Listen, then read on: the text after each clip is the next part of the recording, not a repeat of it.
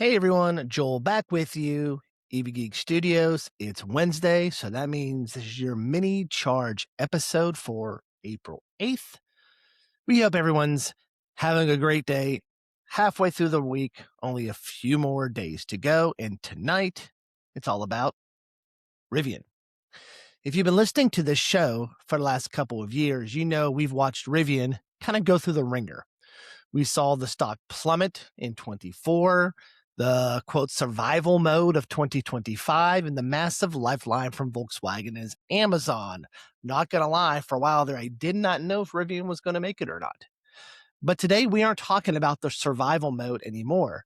Today we're talking about scale. Last week, Rivian dropped their Q1 2026 production and delivery numbers.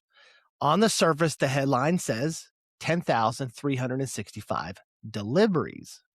Now, some analysts called it a steady quarter. I'm going to call it a masterclass in discipline. For the first time in the company's history, Rivian is moving faster than the legacy giants in the EV space. They're outperforming Ford's Model E division in volume.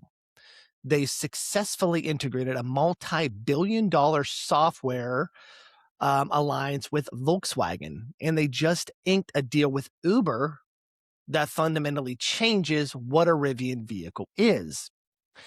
So tonight we're going to tear apart these numbers. We're going to look at why lower production was actually the right move, why the R2 trim levels announced on March 12th are the most important pricing decision in the company's history, and how the Uber VW partnership are turning Rivian into a software high-margin powerhouse.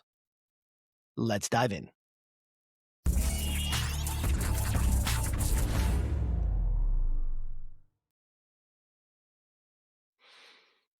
All right, so let's go back and dig a little deeper with those hard numbers.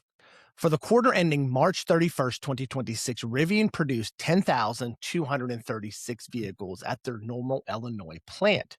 They delivered 10,365 vehicles, so delivered more than they produced. Now, if you're a casual observer, you might look at Q1 2025, a year ago, where they produced over 14,000 vehicles and think, wait, are they shrinking? But you have to understand the inventory correction that happened last year. Throughout 2025, Rivian was building more cars than they could deliver, leading to a bloated balance sheet and cars just sitting on lots and not making them any money. So this quarter, Rivian did something different. They beat the consensus. Cantor Fitzgerald was expecting 9,800 deliveries. Visible Alpha was expecting 9,600 deliveries. Rivian smashed both of those, delivering 10,365 vehicles. More importantly, they delivered more than they produced. They were clearing out the 2025 inventory and converting parked cars into actual cash. So why is production lower? It's not a demand problem, it's a retooling story. Over the last 6 months, the Normal plant has been integrating new zonal electronic architecture that was co-developed with Volkswagen. If you look under the hood of an R1S built today versus 2024, the difference is staggering. They removed miles of copper wiring and dozens of individual ECU, those electronic control units. By moving to a zonal setup where a few powerful brain computers control the whole car, they slashed the bill of materials.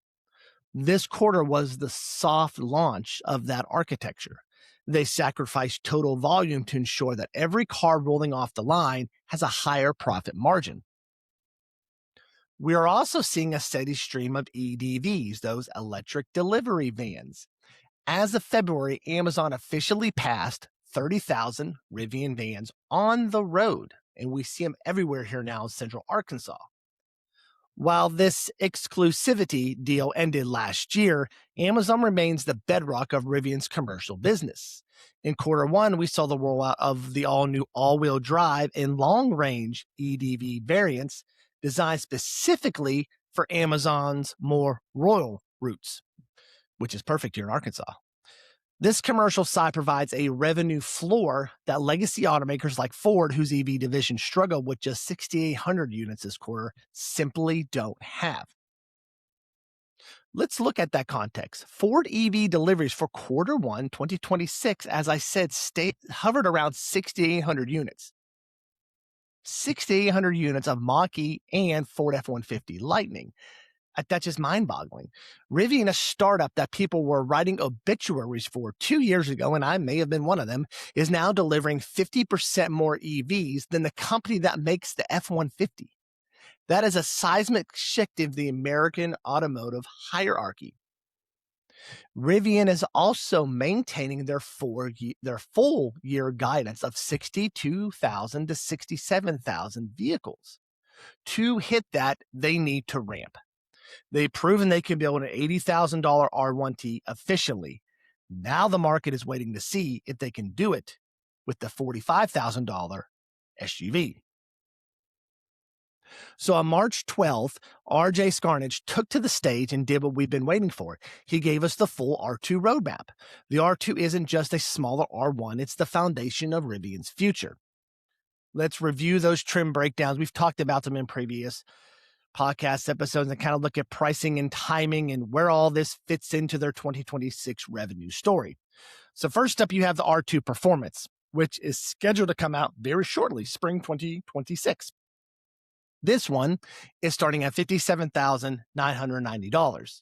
This is the launch package. It has 656 horsepower, a 0 to 60 in 3.6 seconds, and a 345-mile range. These are the units that started trickling out to customers in late March, most of them to execs and board members and employees and things like that. Part of that 10,365 delivery number.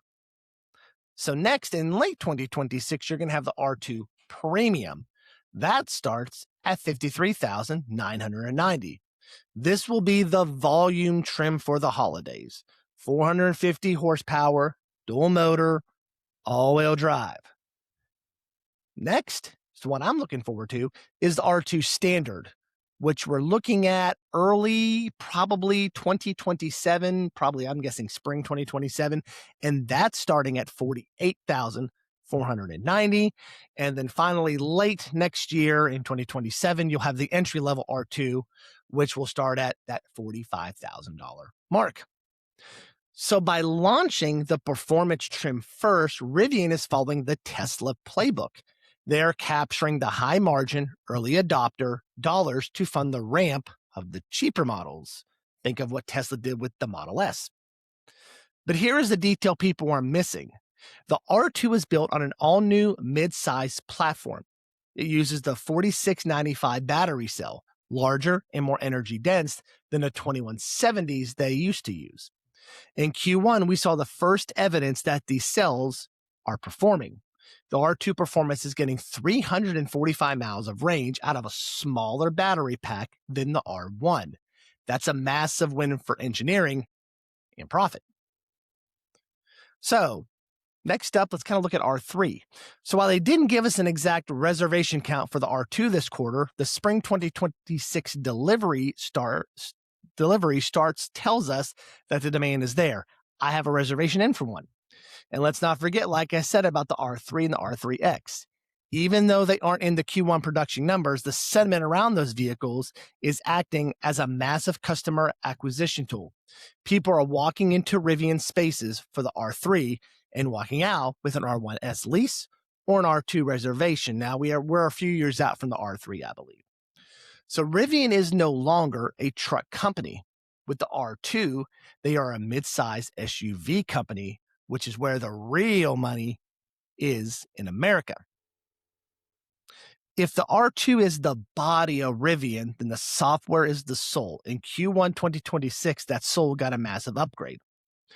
On March 19th, we got the bombshell. Uber and Rivian are partnering to deploy 50,000 autonomous robotaxis. Uber is investing up to $1.25 billion through 2031. An initial $300 million has already been committed. The plan, 10,000 R2-based robotaxis starting in San Francisco and Miami in 2028. This is important because we're seeing Waymo increase their expansion, and we're seeing the Tesla robotaxi starting to, make their print in America a little more greater too. So why does this matter? Why does all of this matter for today's delivery numbers? Because it validates Rivian's Autonomy Platform 2.0. In quarter one, Rivian's software and service segment grew 60% year over year. They are now seeing mid 30% margins on software. This isn't just about selling cars, it's about selling the brain inside the cars. And then there's that Volkswagen factor that we mentioned earlier. The RV Tech joint venture now has over 1,500 employees. This quarter, they successfully moved into winter testing for reference vehicles from Audi, Scout, and VW using Rivian's architecture. Rivian is essentially becoming the operating system, the brains for the Volkswagen Group. Every time a Scout SUV is sold in 2027, Rivian is going to get a licensing fee. That is a high margin revenue stream that has nothing to do with the physical constraints of the Illinois factory. Finally, let's look at the Energy Hub partnership from February. Rivian is now managed charging for drivers nationwide. They are turning every Rivian home charger into a grid stabilizing asset. When you combine the vehicle sales, the Volkswagen licensing, the Uber autonomy, and the energy management, and their deals with Amazon, you see a company that is finally looking like a tech firm. They ended 2025 with $6.1 billion in cash. And with another $2 billion coming this year from Volkswagen, the bankruptcy talk of 2024 could be officially dead. So as we wrap up this deep dive, keep your eyes on April 30th, and we'll have an update here around that date too. That's when we get the full Q1 financial results from Rivian. The numbers we saw last week tell us that Rivian can build cars and deliver them without drowning in inventory. But the earnings call will tell us what it costs to do that. We're looking for a narrowed EBITDA loss. Guidance is currently between $1.8 billion and $2.1 billion for the year. If they can beat that, the stock might finally find its floor. Rivian, I think, and kind of the whole EV market is in the middle of a transition year. They're moving from R1 luxury to R2 mass market. They're moving from trucks to software platforms and to mid-size SUVs. Quarter 1 2026 was the foundation. The house is being built. And for the 10,365 people who took delivery this quarter, the Rivian adventure is just beginning. All right, that's your mini charge episode for today. If you enjoyed today's episode, don't forget to like and subscribe on YouTube and consider becoming a paid member. A reminder, it's just $5 a month and you get early access to all of our content. For those of you listening on Spotify or Apple Podcasts, tap that follow button and leave us a quick rating and comment. It really helps the show grow. As always, thanks for watching, and until next time, stay charged and stay geeky.